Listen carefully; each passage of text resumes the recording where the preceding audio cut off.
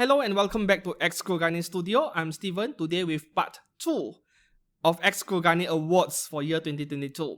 A few days ago, I published part 1, which was my personal choice for best 10 figures of the year.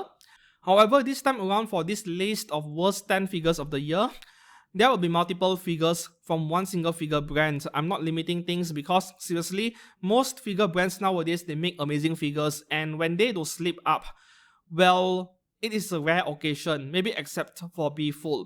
So if you were expecting 10 out of 10 figures to be from Bfull or Fots Japan, you are mistaken. There are only 2 figures I chose from Bfull. So I'm going to let you guys guess before we continue. On this list of worst 10 figures for today, there will be 3 figures from Good Smile Company, 1 scale figure and 2 pop-up parades. Let me check. Yeah, both pop-up parades are by Good Smile, not Max Factory. There will be 2 figures from Fots Company. There will be 1 figure from Aniplex. 1 figure from Kotobukiya. Oh, this one is going to enrage quite a bit of people. 1 figure from Kadokawa. And 2 figures from Bfull. 10 of them, right?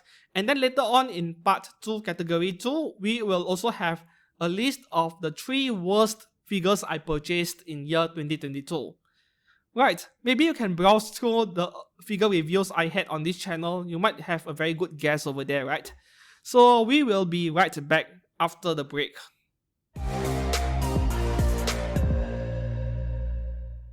Welcome back, and let's get right into the 10 most disappointing figures of the year. The first one is this one, Good Smile Company's 1x8 scale backward shooter.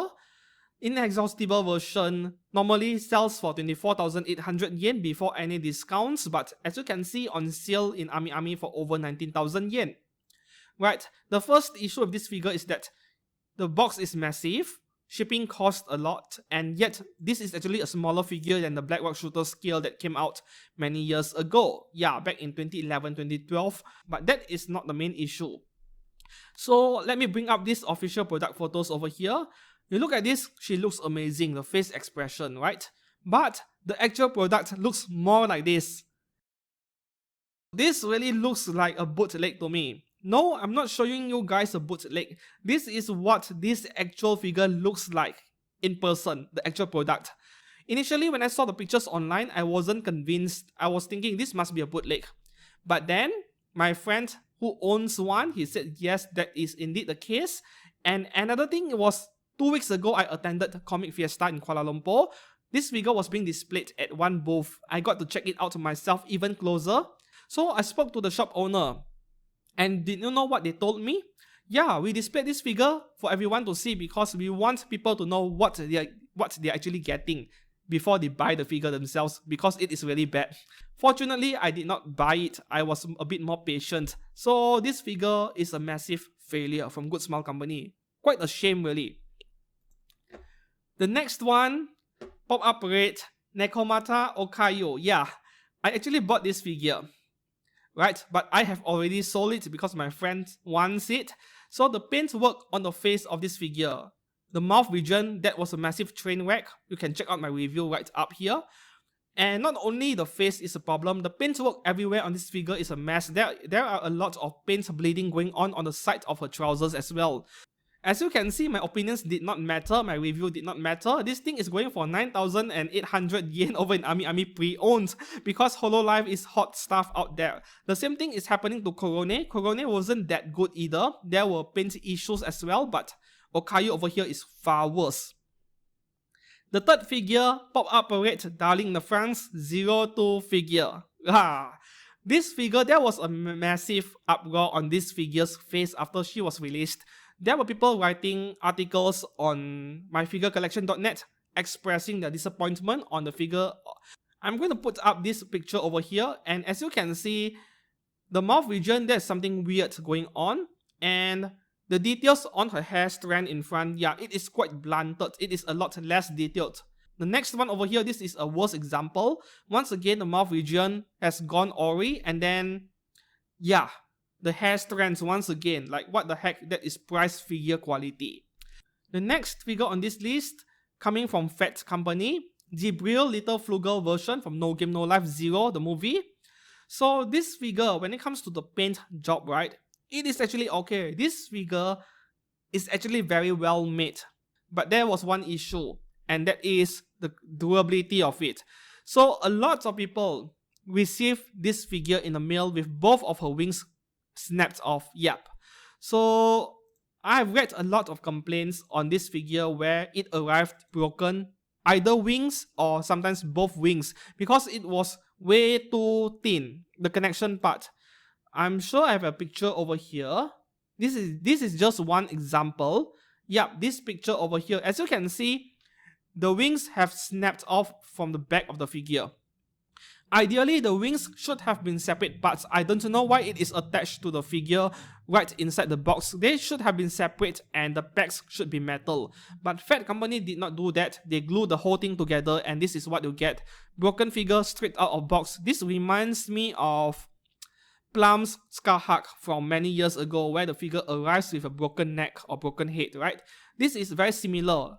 And I have one figure with a similar fate, which is Elizabeth Battery from Questkill. That figure comes with a broken tail because the tail wasn't a separate part.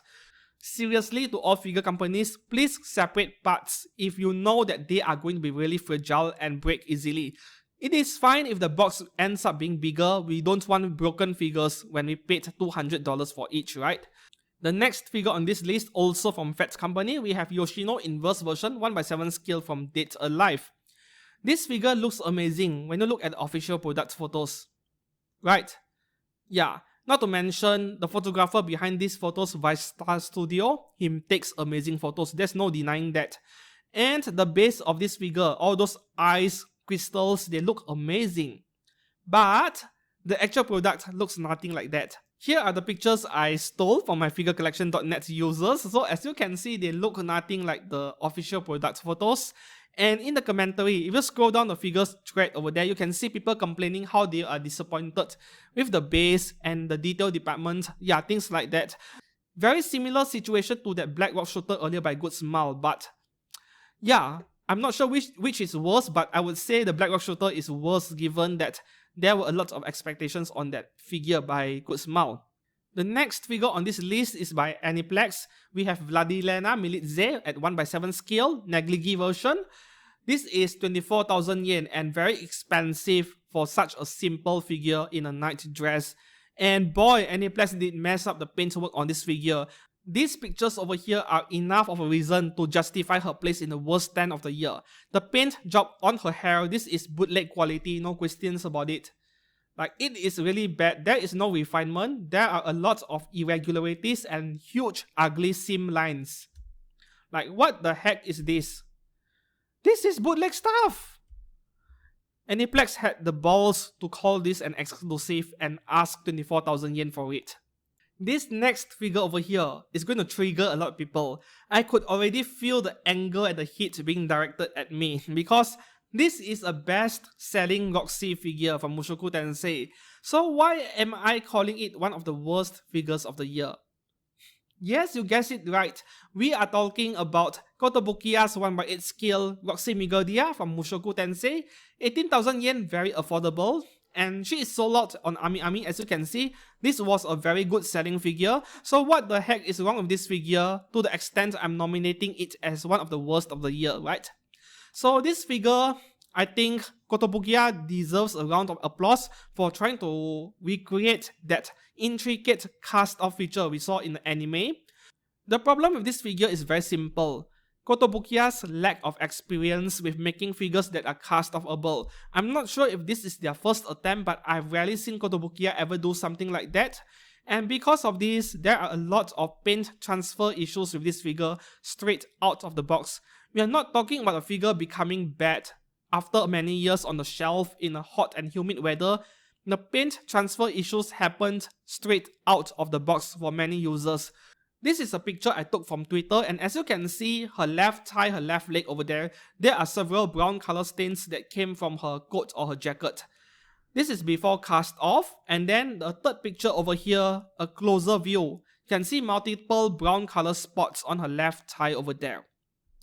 And then lastly, over here, we have a fourth picture of her white colored shirt, where it feels like she used her own shirt to clean herself up after a diarrhea because she ran out of tissue paper in the middle of a desert maybe. This kind of paint transfer issues, they are actually quite common on cast of above figures many years ago. But as the years passed by and these figure companies like Native and so on, all those X-rated figures, they became very good at it. They made cast off figures that can last many years before this even happens. The same can't be said for Kotobukiya, and this thing is happening straight out of the box.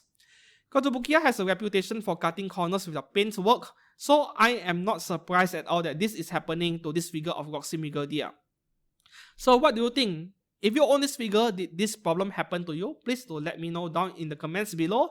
It is quite a shame really because this figure, as I mentioned earlier, is a very good replica of what we see in anime. The next figure is by Kadokawa. This one right here, 1/7 scale Roxanne lingerie version from this anime called Isekai Harem, ecchi anime. So Kadokawa is pricing this thing at 36,000 yen just because it is limited production, but the final product is so underwhelming. There are very little amount of details going on. The figure is very plain, and figures that are in kneeling or sitting position, they tend to be rather small as well. Kadokawa is selling her for 36k just because they can.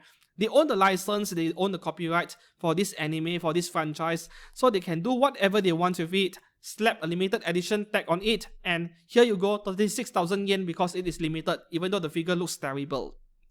The last two figures on this list will be by Bfull, otherwise known as Fots Japan. That is the name they go by many years ago. They have changed their name to Bfull, but they are not fooling anyone over here, right? So the first one over here, original character Kurobani Kohai-chan, 1/7 scale. This is a mask version. There is another version without the mask, but it doesn't matter. This figure is awful. Let me show you guys the pictures over here. Here's the difference between the official product photos and the actual product.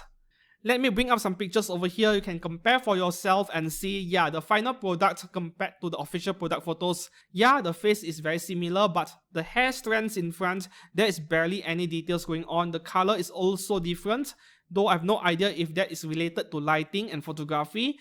And the paintwork is too glossy, so it really looks like price figure level paintwork over here. This is not yet the worst part, right? I'll show you something even worse. Look at her right hand. That is chicken hand. That looks like raw chicken to me. Her right hand over there. Like, this is so awful. This is like a really bad 3D printing job, and they decided to sell the figure anyway. And once again, the paintwork on her mask and her hair, very rough, very uneven. So this thing is worth like 2,000 yen, not 15,000 yen. And lastly, this figure of Fubuki from One Punch Man, also by Bfull, 15,000 yen over here after a small discount by Solaris Japan, but this is more like a 2,000 yen figure. Let me just bring up one picture over from myfigurecollection.net for you to have a look, and you can easily tell why this is one of the 10 worst figures of the year. Yes, look at her face, look at her hair, it is terrible, it is horrendous. So stay away from this figure of Fubuki. If you want one, I would rather you go and look for the one made by Fat Company. Stay away from this version of Fubuki by Bfull, yeah. That is all for my 10 most disappointing figures of the year, but before that, I'm going to discuss with you guys my 3 worst figure purchases of the year, where 2 of them are actually price figures. Yes, I'm bringing in price figures because I rarely make mistakes when it comes to buying expensive scale figures. Like 9.5 out of the 10 scale figures I buy, I make sure they are good stuff before I buy it, right? So I rarely have regrets with scale figure purchases. Even though one of the scale figures I'm about to mention is kind of my worst figure purchase of the year, that is still a figure I love a lot. And the reason why she made it into my worst figure purchase of the year is simply because of one quality control issue on that figure. Only one.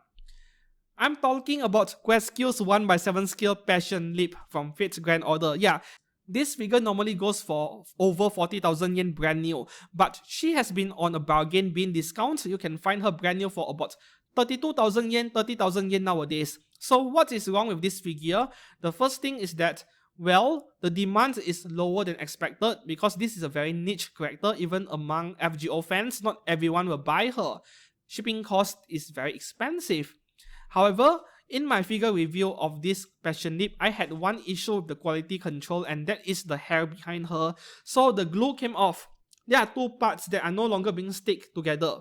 And I refuse to fix the figure because I'm afraid I might make things worse. There is very little space between the two parts that has dislodged.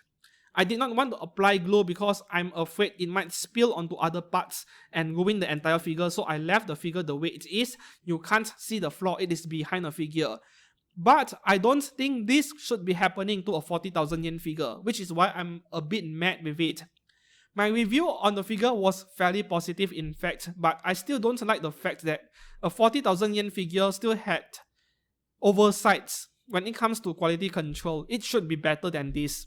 So the second figure on my worst purchase list, a prize figure, Gigi Andalusia by Bandai. I mean, just go and check out the review.